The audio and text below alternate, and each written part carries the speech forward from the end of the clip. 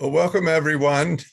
Happy you are joining us today for this, I think, important and stimulating discussion, part of a series of webinars that the Universal Peace Federation, together with the Unification Theological Seminary, are organizing. Some of you may have been with our program featuring Bishop Munib Yunan of the Lutheran World Federation, and then we had a program more recently with Dr. Jan Feigl on religious freedom. Today we will have a conversation with Mr. Ryan Koch, who serves as representative of the Latter Day Saints Charities from the Church of Jesus Christ of Latter Day Saints, also known as the Mormon Church, and their work at the United Nations.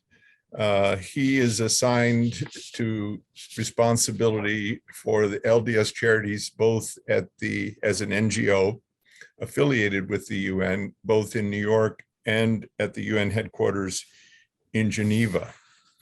He is Director of International and Public Affairs for LDS Charities, the humanitarian unit of the Church of Jesus Christ of Latter Day Saints.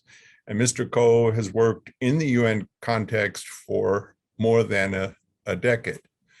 Mr. Koch also serves as chair of the UN NGO Committee on the Family. My wife, Lynn Walsh, has also been active with that NGO, and that's how we became good friends with the Koch family.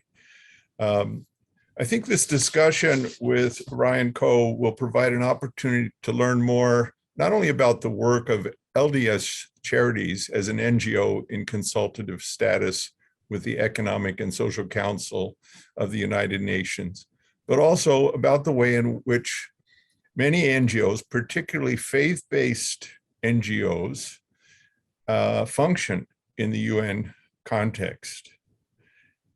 We'll address questions such as, why do religious NGOs even bother to work at the UN? What's their goal, their objectives?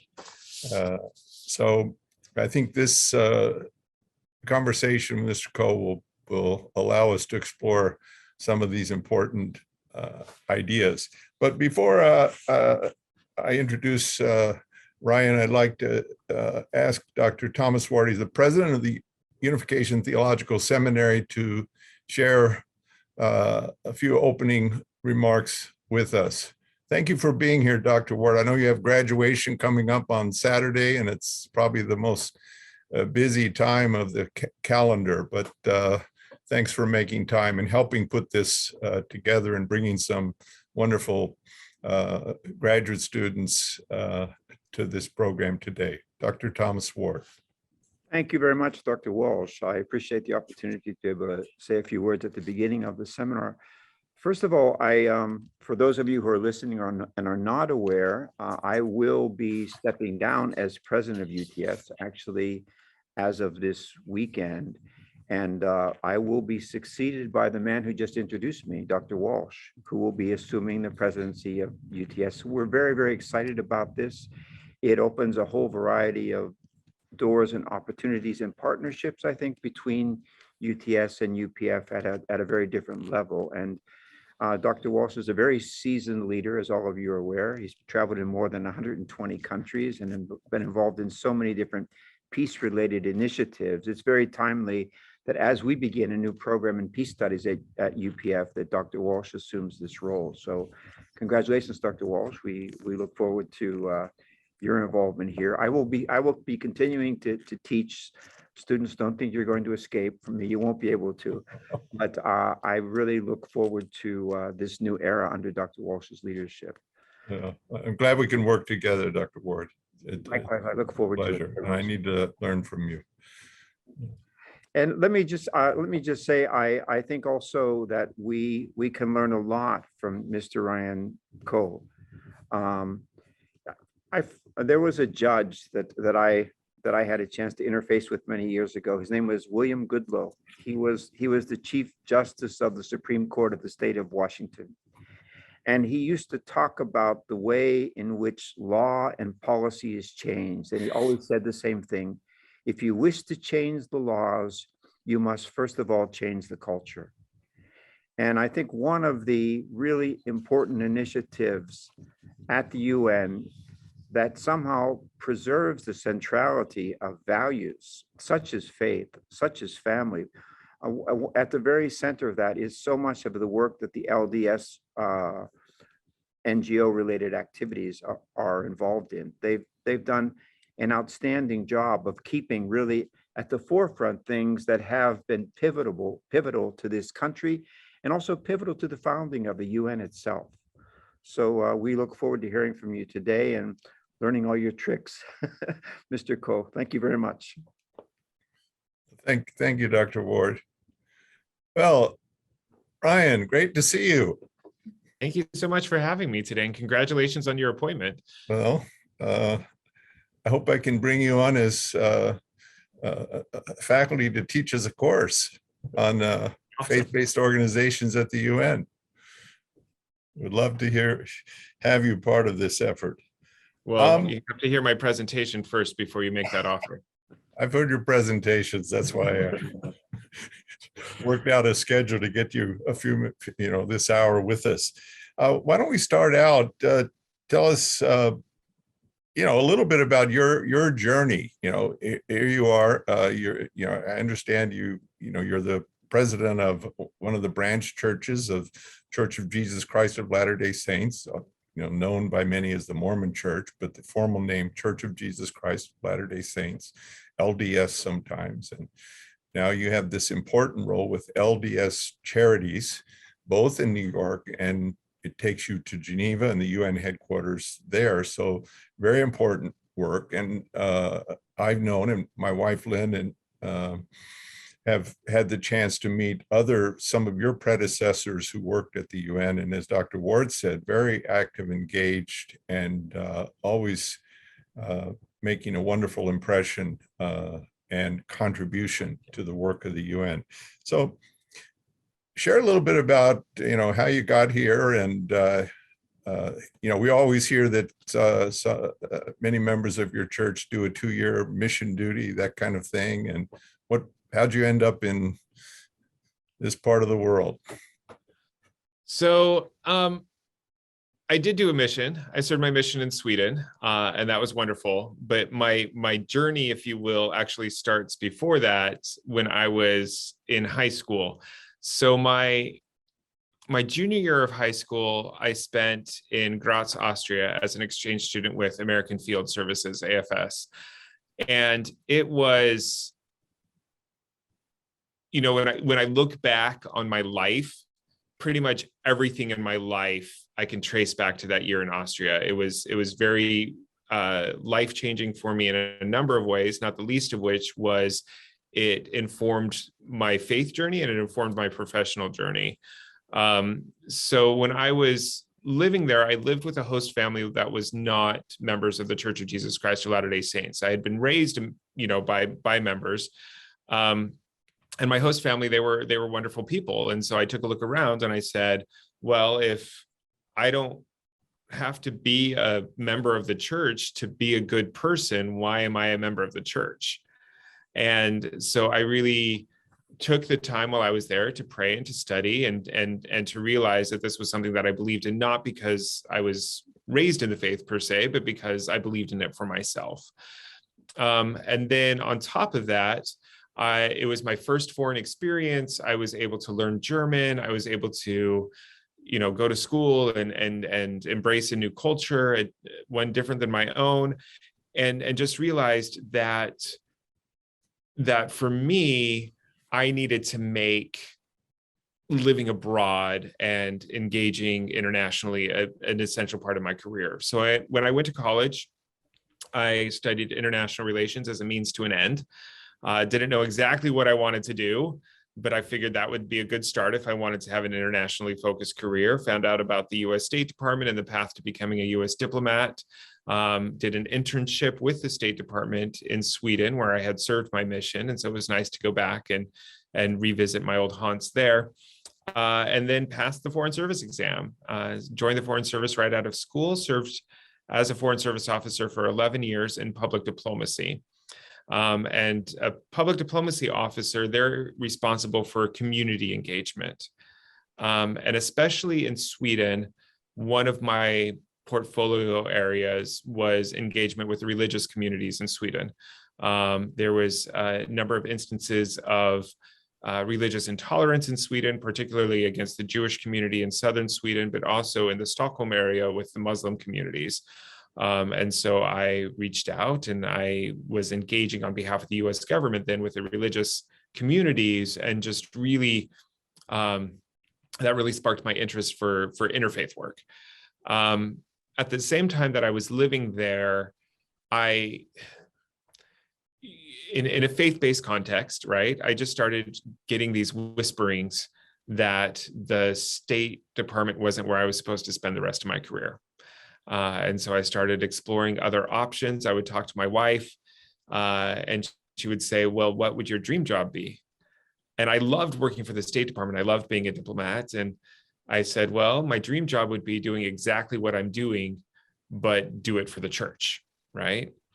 And so I started networking and started, inquiring about jobs within the church communication department. And about a decade ago, this job opened up, and lo and behold, I got it. And so I'm here now in New York, and essentially my job is doing exactly what I was doing, but doing it for the church. So I very much feel like I'm still a diplomat, based on the circles that I run in and based on the type of work I do. But I always say that I have a better Secretary of State now. I like that. But I love it here. And so really representing a faith-based organization, it both has to be a reflection of my faith and my profession. And I can trace all of those back to that year I spent in, both of those back to that year I spent in Austria. And so I'm really excited for what's happening now. Well, that's, I think what you've said will really stimulate or resonate with a lot of the UTS students, also about thinking about how they can both work in the wider society and world, make a contribution rooted in their faith tradition. But I guess one question that people ask, what are your goals? What are the LDS goals at the UN? And it's changing a lot in terms of people's greater literacy about religion and moving beyond prejudices. Of course, it's still an issue, as you cited, from even such an enlightened country as Sweden, but there are still some areas of anti-Semitism and Islamophobia and misunderstanding of the LDS Church and others, the Unification Church. But so some may think, well, why are these religions even at the UN? It's a secular institution. It's member states generally are not there to evangelize, and but so maybe help us understand what does the LDS hope to achieve, why it's at the UN, and how you see your work. In some ways, you're for the church, or you're inspired by the church to do this mission. Maybe share a little bit more about that. So let me preface this answer with a little bit of my philosophy about the work of the UN at all. Okay. So I don't know how many people have seen the movie The Devil Wears Prada. But in the movie The Devil Wears Prada, there's a particular scene where they're trying to put together an outfit for a fashion spread. And one of the assistants holds up two belts and says, I don't know which one to choose. They look so different to me. And the character played by Anne Hathaway laughs and says, I'm just new to this stuff. So Miranda Priestley says, well, this stuff, right? You don't understand how important this stuff is. And she says, you take a look at your at your lumpy blue sweater and you don't realize that that's not blue, it's not aqua, it's actually cerulean, and you don't know that Oscar de la Renta did a line of cerulean, military jackets, and then the cerulean color went to here, to here, to here, to here, until eventually it trickled down to the bargain bin at the department store where you picked it out, not knowing, not realizing, blithely unaware is the phrase she uses, that the clothes that you were chosen for you were picked by the people in this room from a pile of stuff, if that all makes sense. Yeah. And in much the same way, that is how the UN operates, right? The UN is a very interesting organization, and a lot of people get frustrated with the UN because it's a lot of talk. But the talk here in New York City generates a lot of discussion, it generates a lot of agreed upon language, it generates a lot of policy that then trickles down to our national governments and to our state governments and our local governments. And what a lot of people don't realize is that some of the changes that we see at the local level were started 5, 7, 10 years ago in New York City, right? They're blithely unaware of that fact. Yeah. And so Nice analogy. Thank you. So really, when I'm here in New York, what I'm trying to do is influence that talk as much as I can, right? Now, I'm a small NGO, and we can talk about some of, working with other NGOs later.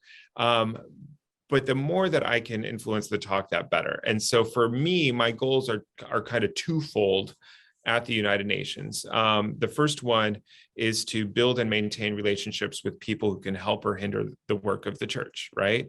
And so I do a lot of direct engagement with the diplomatic corps and with various UN officials.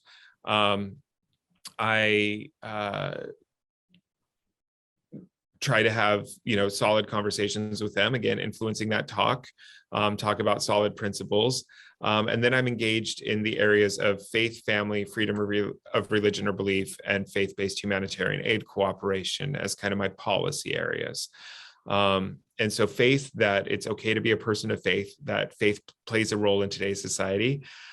Family, that the family is the fundamental group unit of society, and we need to do what we can to strengthen the family. Freedom of religion or belief. I want to be able to worship, not just believe, but be able to worship the way I, am so inspired, but I want all people to be able to worship the way they feel so inspired as well. And then faith-based humanitarian aid cooperation, that it's really okay for governments to work together with faith-based humanitarian actors. And especially my faith, where we do have such a very strong and well-known missionary force, right? Yes. A lot of governments are wary about working with us on humanitarian efforts because they feel like for us it's a proselyting effort, right? But it's not. Our humanitarian efforts are completely separate from our proselyting efforts. We don't do any proselyting at all in countries where we're not welcome. And so they're two separate things, but that governments really can work together with faith-based actors who really just want to help the most vulnerable. Well, that's very, very, very helpful. I appreciate that. And, in terms of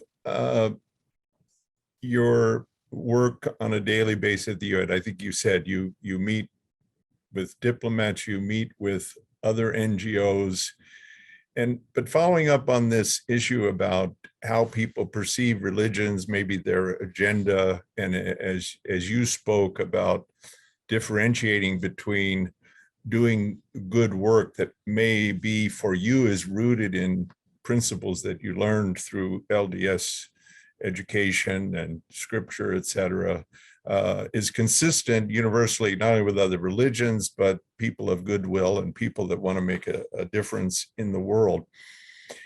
You've been working in this field for about 10 years.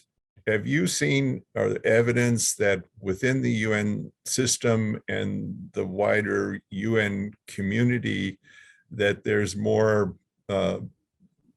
openness to, greater literacy about the work of religions as not an obstacle or an impediment to the work of the UN, but in fact, an asset that can contribute to, albeit not as a member state, but as from the non-NGO sector, so to speak, civil society, is a welcome contributing partner. So in my experience over the last 8 years, there has been greater acceptance of religious actors in general, and a greater willingness to engage.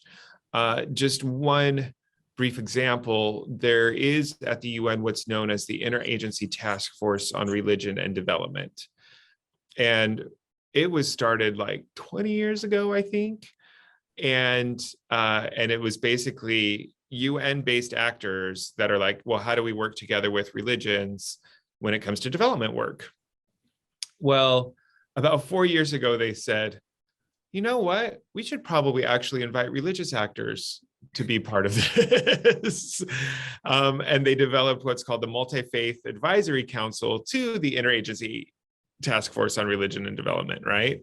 And so it's the first formal advisory body of faith-based actors at the United Nations. And I'm a proud member of that advisory council.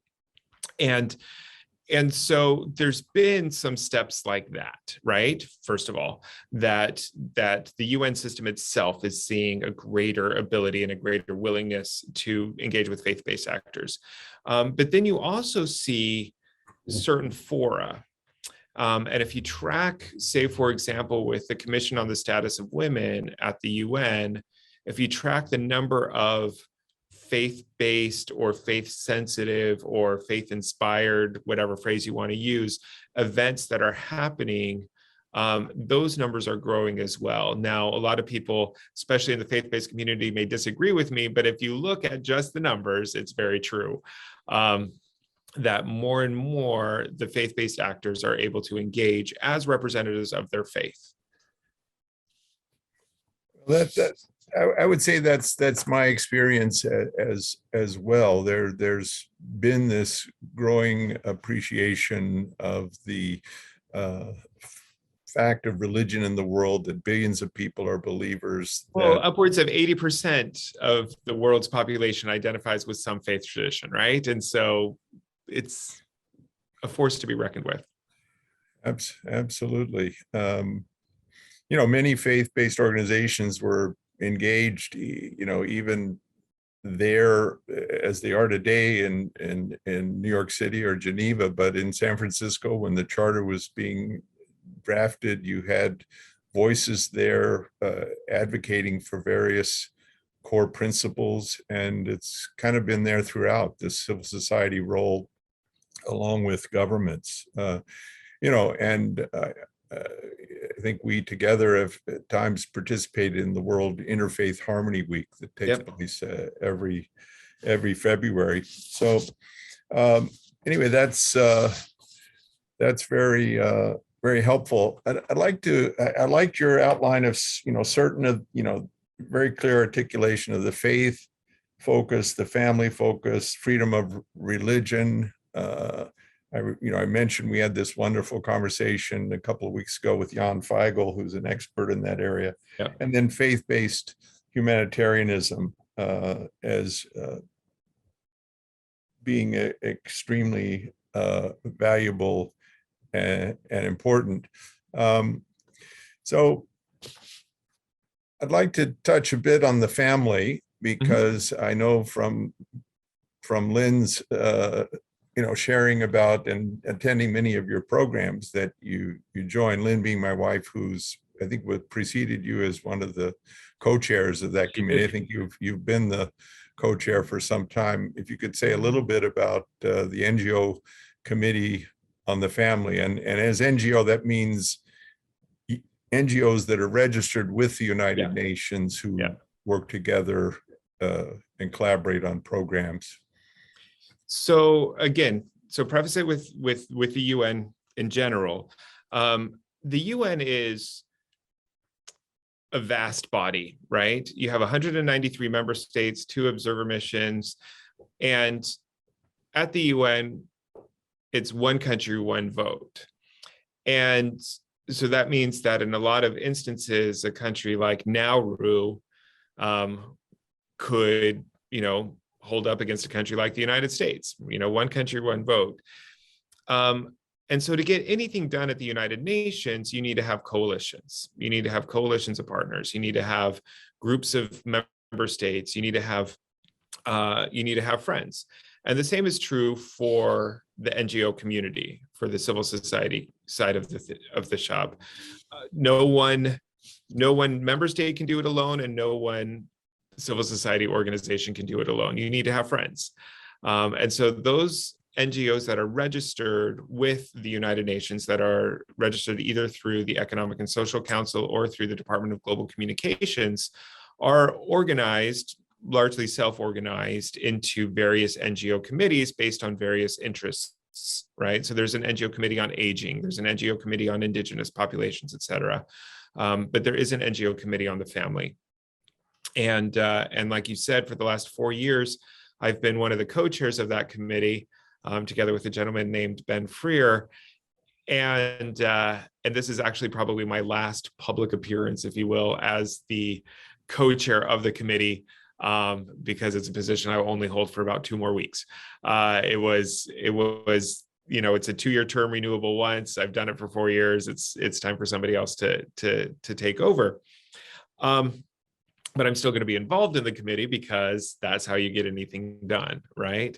Over the years that I've been the co-chair, we've really tried to lay the framework around the fact that the family is the fundamental group unit of society, and we need to strengthen the family. Strong families create strong cities, create strong nations, create a stronger world, right? It builds up that way. And so we as a committee have engaged with the diplomatic corps as a committee. We've had speakers from the diplomatic corps speak to our committee about the negotiations and how we can support and strengthen those negotiations, especially surrounding the family. It's interesting because beliefs around the definition of the family or the proper makeup of the family vary widely, even within members of the committee. But there is so many things that we all believe, regardless of what you believe the definition of the family should be or the makeup of the family should be. There are principles that will strengthen the family regardless, right? Things like family togetherness, things like father-daughter relationships or grandparent-grandchild relationships. And so we've centered our meetings and our presentations around the things that are going to strengthen every family. And I feel like we've been fairly successful. We've explored a number of issues. We've explored a number of ways to make this work. We've gotten support from member states. And so I'm excited for the people after us to be able to continue that work. The Geneva office liaises with the NGO Committee on the Family in Vienna, actually. It's the ECOSOC committee used to be based in Vienna. So the NGO Committee on the Family is actually in Vienna, over in Europe and not in Geneva for whatever reason, kind of a legacy holdover there. But again, it's really trying to reestablish the family as the fundamental group unit of society. Going back to the United Nations, what we're seeing in a lot of the resolutions that have been produced, especially within the last 10 years, is that there's more and more of an emphasis on individual rights, individual mores or what the individual wants to do, right? And so we're trying to, through our talk, right, influence it so that we can refocus on the family and family rights, et cetera. Yeah, well, that's fascinating, and I know that it's challenging, and it is a very diverse context and a lot of different perspectives and how to wisely and prudently thread the needle to be constructive and effective without things getting sidetracked by polarized issues in the culture wars. And so it takes a lot of experience and wisdom. And I think even this point about individualism and freedom, I think that, you know, this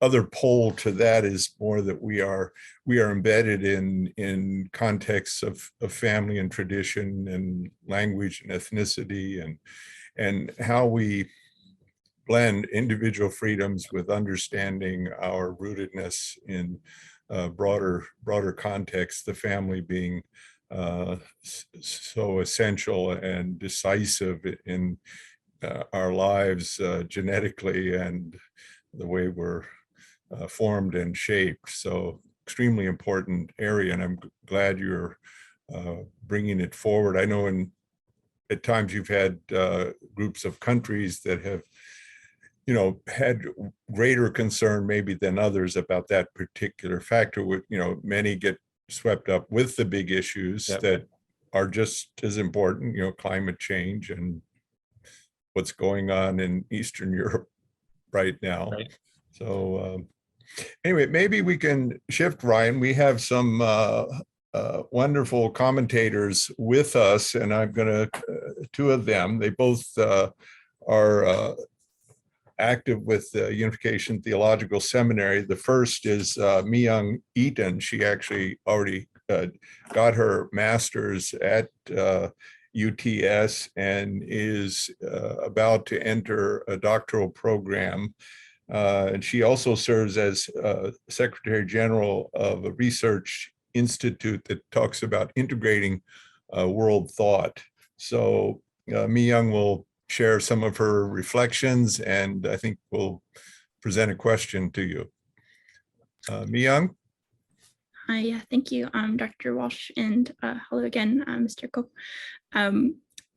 Yeah, I just wanted to first express a lot of gratitude for your presentation. I've been in my academic and professional journey, I've definitely been a part of different kind of interfaith initiatives, but I have not been aware of the extent to which that's played a role at the UN. Honestly, my impression has been that religion is always like pushed to the side, or there's a certain hostility to faith and faith-based organizations. So to hear that there's like a shift of perspective and that it's coming more into the fold is something very encouraging to hear. So don't get me wrong, it's not embraced entirely. It's getting better though. Yeah, and I guess that's a victory, right? Some improvement is better than maybe nothing at all. So, but yeah, that is encouraging to hear that things maybe are changing a little bit for the better. I think the main thing, though, that I've actually taken away from your presentation, it's related to the Devil Wears Prada analogy, but I had the opportunity to attend, I think it was a youth forum event at some point. I might have just been at one breakout at the UN. And honestly, I was kind of dismayed by that experience. I felt like the young people were kind of like posturing or like, you know, trying to command the conversation in the room. And I was like, oh no, this is the UN. But what I've kind of gotten from your talk is that, like, whether that's the case or not, and it might have also just been that room that I was in that day, you know, to see that kind of behavior, but what matters more is engaging in the conversation rather than stepping away from it, because as like the analogy portrays, right, that's where the talk is happening. That's where the people are who are making decisions and have the opportunity to influence cultures, nations, and it's very easy when you're not maybe part of that world to kind of write it off. But yeah, I'm just really grateful for your the different things you've mentioned, because it really highlights how significant that conversation is and how important it is to stay in that conversation kind of wherever it may be going at any one time. So I guess maybe my question for you today would be where you hope to see that conversation go. Like, what is it that you're trying, faith and family, but is what you've mentioned you're trying to bring to that conversation, but where are you hoping maybe like a next step, or like, yeah. So going back to what you were saying about the meeting you attended, right? In all of my associations with the UN, one of the things that's really, really impressed me is that to a person, everybody that associates with the UN, whether it's civil society, whether it's UN staff, whether it's the diplomatic corps, everybody, they really just want to make the world a better place, right? And now our vision of how that world might be a better place may be vastly different than somebody else's, right? But when we recognize that we're both coming at it from a very altruistic point of view, it makes it easier to work with other people, right? And I realize I'm talking to the Universal Peace Federation, right? But really what we want is universal peace. And I'm not just pandering to the host of the event, right? So what I would hope for, right, is that, you know, as we're working on these things, that there will be more faith-sensitive language in the resolutions that are coming through, a greater acknowledgement of the contributions of faith-based actors around the world, that there will be a greater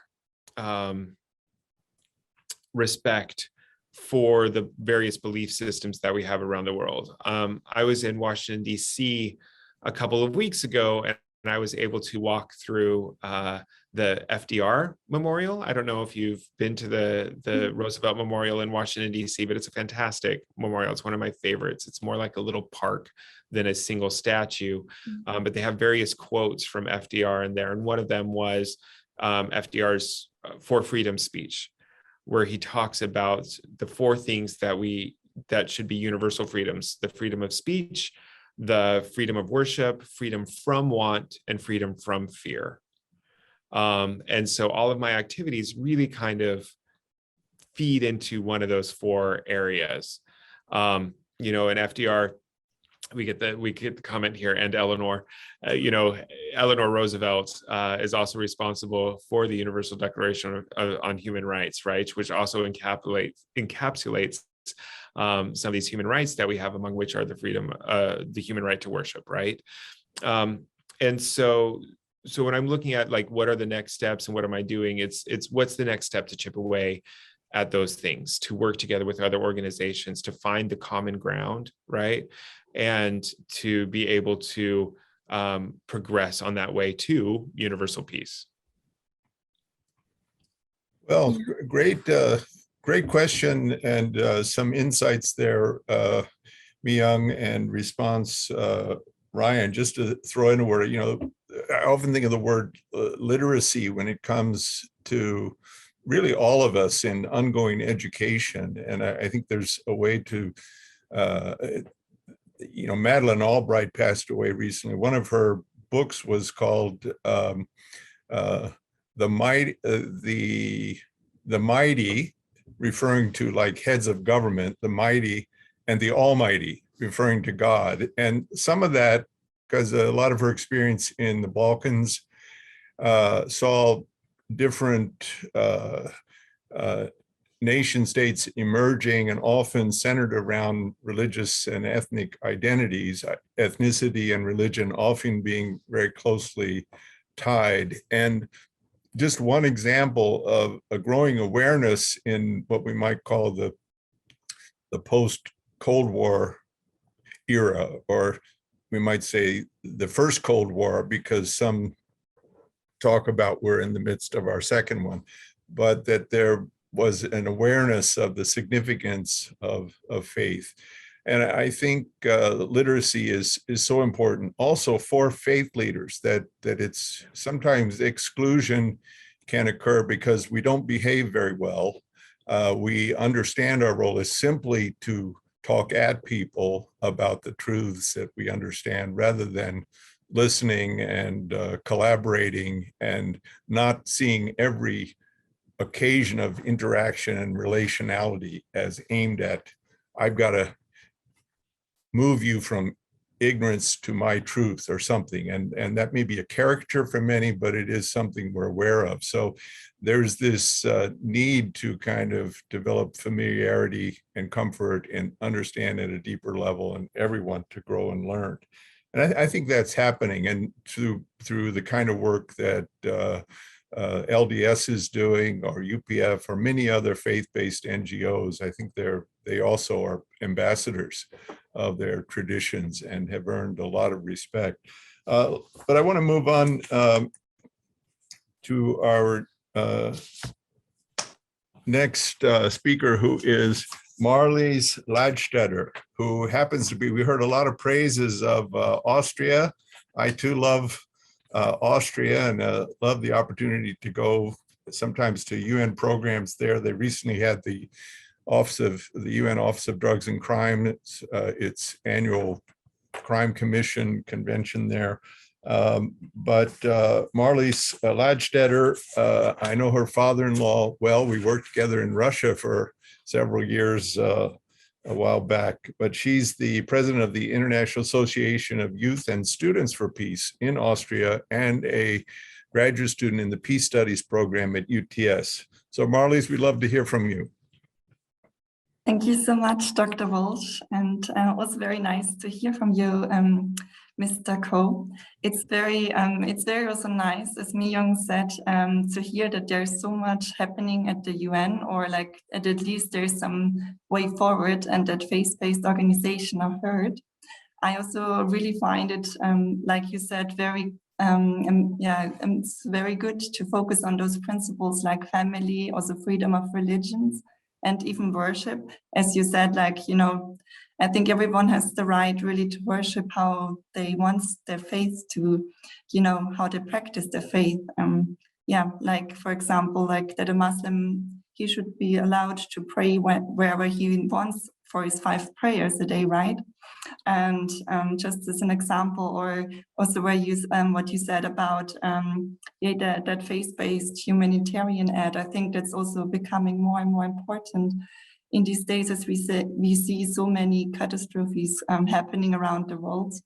And but it's very nice to also hear that you focus on in the faith-based communities, that you focus really on the family. Also, I believe that's really the cornerstone for everything. And now we focus also with the youth. When we grow up in a good family, then we can really also create peace, right? So as you said, I'm very also touched that this is also one of the, that's one of the core things that you're trying to achieve in the UN. And also what you mentioned about 1 year abroad, that it really has impacted you a lot. I can just say it myself. I also feel like really trying to discover your own faith and to go abroad or somewhere else. And I think this is also for a young person very important to really discover what they believe in actually, and then strengthen what they believe in, I think. What you mentioned, what I found also very interesting for the UN, and also that's maybe something what I wanted to ask is what actually, because you said it's only slowly improving, and what are maybe things that you see as important that should be improved also from the side of the UN, that faith-based organizations are also more heard? Also, are there some examples what you can see really this has been like the talk really has had already an impact on like countries also? So that are my questions, and thank you so much for I've learned a lot already today. Thank you. So the things that I see that could be improved, right? So I mentioned the Multi-Faith Advisory Council, right? And I really, really like the Multi-Faith Advisory Council. I like the people that work with the MFAC. I like the other faith-based actors that I engage with, and it's everything from the Buddhist Tzu Chi Foundation to the Church of Jesus Christ of Latter Day Saints to there's like 40 of us, right, that are formerly members of that. I would hope that relationship becomes strong enough, right, that it's replicated in other areas, right? So this is really just religion and development. But can there be a multi-faith advisory council for environmental issues? Can there be a multi-faith advisory council for nuclear non-proliferation issues, right? We get like Soka Gakkai that is like all about, nuclear non-proliferation. Like, could we have more of this faith voice in more formalized in more areas of the UN, right? So my hope is that with the Interagency Task Force on Religion and Development, that we do such a good job, and we become ingrained and integrated with them so well that other areas are like, oh, well, maybe we should do that too, right? So that would be my hope there. Has the talk affected change? The work of the UN is slow, but I think on a lot of issues it has, right? I can't point to a specific instance right now, other than conversations that I've had privately with members of the diplomatic corps, right? And it's not that I have done it alone, but that they've had many conversations with many people, right? That all are trying to say the same things, especially when it comes to even just the relevance of a faith voice at the United Nations. A lot of times we don't see the fruits of what we do until later, but they're there. And even building bridges of understanding, what Dr. Walsh was saying about literacy, right? Part of what I want to do representing Latter Day Saint Charities and the Church of Jesus Christ of Latter-day Saints is simply to make people aware of our presence in their country as well, right? And a lot of times them being like, oh, okay, like there's members of the church in my country, like, and even sometimes I'm surprised, right? So like Papua New Guinea, there's 50,000 members of my faith in Papua New Guinea. Who knew it was that many? But then we announced a temple to be built in Papua New Guinea, and that comes with a certain amount of red tape. And so just knowing that there are people in government that know us and know our work, and through our discussions, that really is a lot of comfort to us as well, through all of these discussions. Thank you so much. Thank you, Marlies, for introducing some very important issues. I recently was here in New York. The Council on Foreign Relations has an annual program called the Religion and Foreign Policy Workshop, and Ryan's attended, and I go every year whenever I can. And it's a great opportunity. But at this one, there was a lot of discussion about, in foreign policy issues, Ukraine.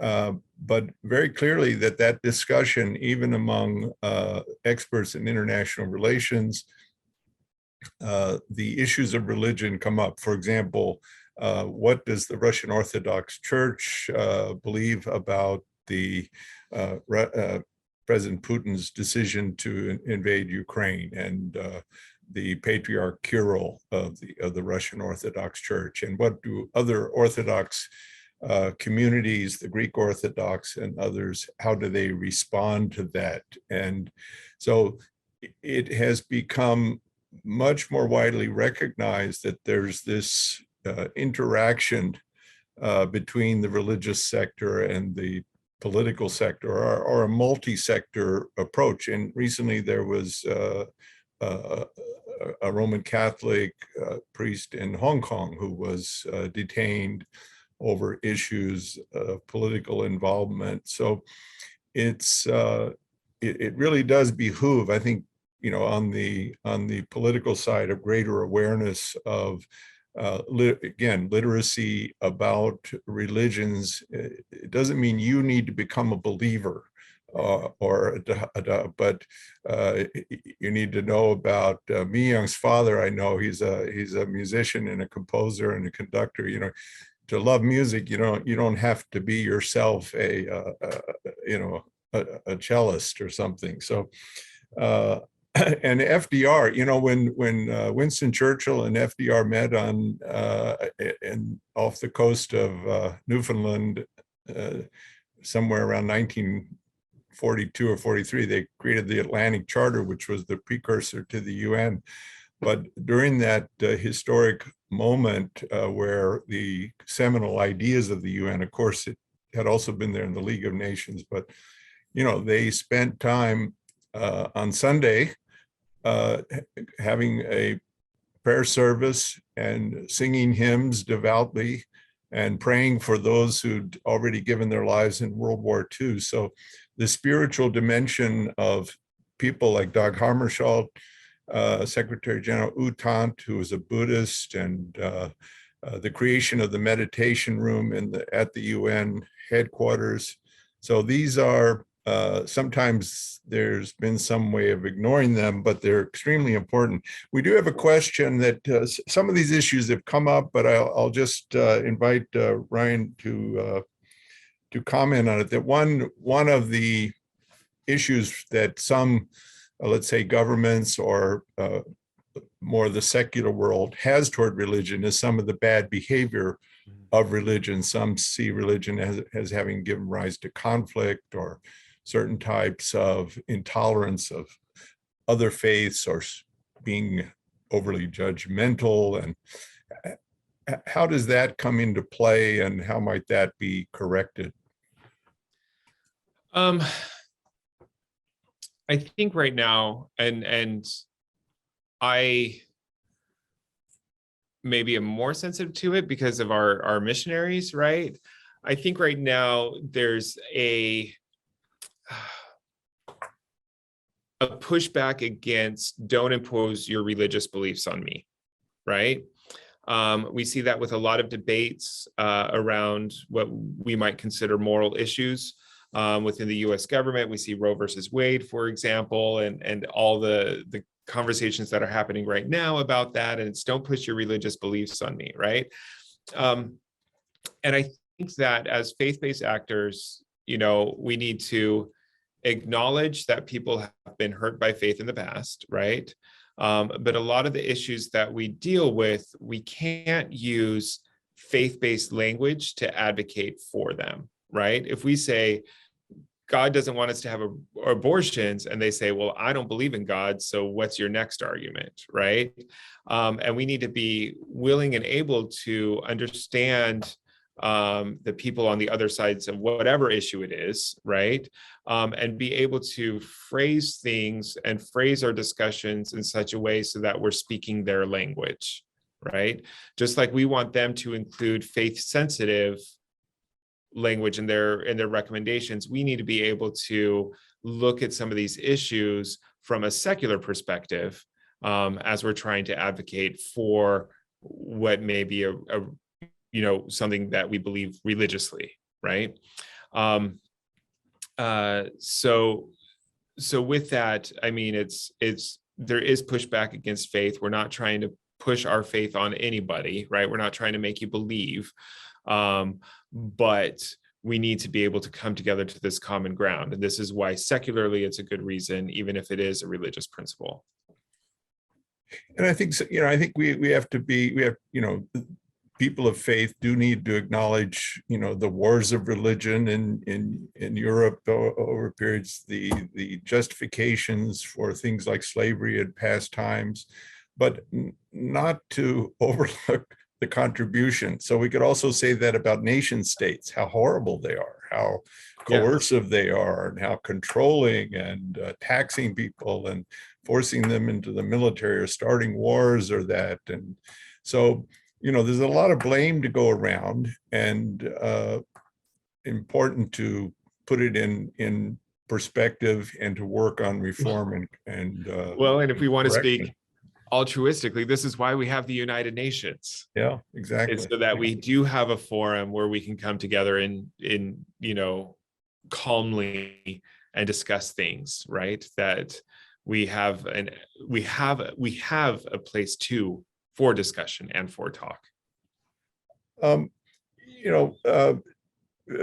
Betty Tidwell has asked, texted in a couple of questions. We did address a couple of them already, but I'm grateful for that. Wayne Henkins has written a question about, in going to UPF, the founder of UPF, Reverend and Mrs. Moon, they spoke at the UN in 2000, and they advocated, this was a program that UPF organized, the Millennium General Assembly year, to propose an interfaith council be established, even something along the lines of one of the principal organs of the UN, like you have a General Assembly, Security Council, the kind of dormant trusteeship council, secretariat, and ECOSOC, proposing there should be something represented this vast population of humanity who identify with the faith traditions. Have you ever given thought to that, that something in addition to the advisory council or the interagency task forces, which are all very, very positive developments, but moving to something institutionalized at a higher and more permanent level? I think that would be difficult, right? At the United Nations to have some kind of a body like that, right? Simply because the religious lines don't reflect political realities, right? Meaning there's members of my faith in every country, well, not in every country, but most countries of the world, right? And so how do we decide who represents, et cetera? And I mean, the political divisions are there, and really member states reign supreme at the United Nations anyway. There is, however, various more formal things in trying to incorporate some of these voices more formally, for example, through the UN Alliance of Civilizations. And the Alliance of Civilizations, for the first few years I was here, it was kind of dormant, but in the last few years, they've seen a revitalization as well. And that's where it's supposed to take into account some of these cultural aspects, right? We also have at the United Nations, the special rapporteurs, and those are institutionalized. So you have the special rapporteur on freedom of religion or belief, the special rapporteur on culture, the special rapporteur on freedom of speech, and they also provide ways of institutionalizing the faith-based voice. Now, does there need to be more of them? Perhaps. Does the Alliance of Civilizations need to be more robust? Yes. But there are already some avenues. And so before we talk about creating a whole nother body, maybe we need to talk about strengthening the avenues that we already have first. We're coming near our end. I really have enjoyed this. I hope our audience has as well. I think they have from the comments. We're getting in a lot of good questions. I have one here from Reverend Dr. Luan Rouse. He's with the American Clergy Leadership Conference and a good friend. He and I, by the way, have, you mentioned that in addition to the Interagency Task Force on Religion Development, there could be other sectors or ways in engaging with other UN areas. I've been involved again in Vienna with some colleagues on a coalition of faith-based organizations on crime prevention and criminal justice, which seeks to link with and we are informally linked with the UN Office of Drugs and Crime, which is responsible broadly for this whole area of crime prevention, of criminal justice, of prison reform, and a wide range of things, and seeking to engage the faith-based sector more in that particular area.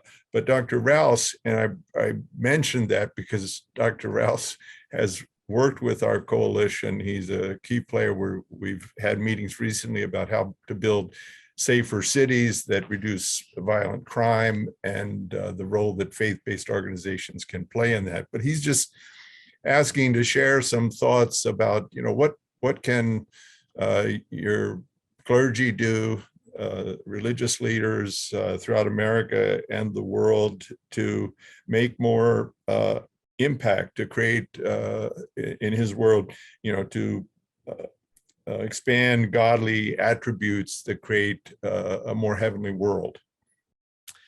So there's a couple of things that I would say, and so this is going outside of UN work specifically, but some of the principles still apply, right? So a number of cities, a number of areas have interfaith councils, and you need to work together as groups of faiths, right? And especially within my faith, where in the early days of our faith, we were so heavily persecuted, that we've kind of just had this attitude of, well, we're just going to go it alone, right? And even within my faith in the last 20 years, there's been a shift to, well, actually, maybe we should work together with other faiths, and maybe we should, try to build up more of these coalitions. Those coalitions are going to be effective no matter where we are, right? And so outside of my work at the UN, I work with a number of religious umbrella organizations here in New York and try to build up some of those more, community issues based, religious organizations, right? Religious groups. And then one of the things that maybe has frustrated me a little bit is that there's always the encouragement to liaise and try to influence opinion makers, right? Opinion leaders. And I'm like, but we should also probably trying to become opinion leaders and opinion makers, right? And so whether that's running for local office or whether that's organizing something in your neighborhoods and in your towns, there's a lot that we can be doing to become that opinion leader we're trying to influence. And so that would be a second part of it. Well, thank you. We are running out of time. We've had a lot of great questions, a lot of chat comments, and I'm sorry that not every question got addressed.